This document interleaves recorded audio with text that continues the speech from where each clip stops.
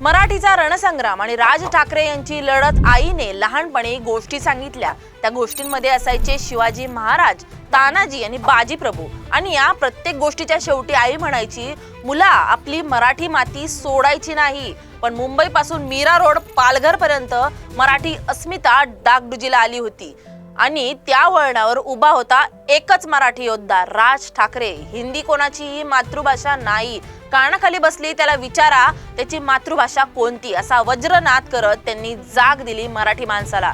हिंदीने 250 भाषा संपवल्या आणि आज महाराष्ट्रावरही ती लादली जाते। याची त्यांना खंत होती। हिंदी वाईट नाही, पण जर लादली तर आम्ही बोलणार नाही, आम्ही हिंदू आहोत, हिंदी नाही। राजसाहेबांची हरकती थांबत नाहीत।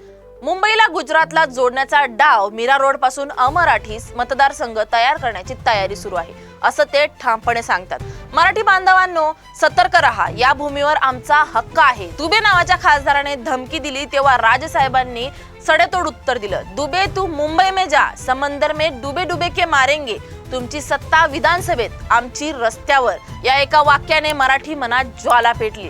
राज ठाकरे म्हणाले, राज ठाकरे म्हणजे आवाज आणि मराठी हक्कांचा हुंकार आहे।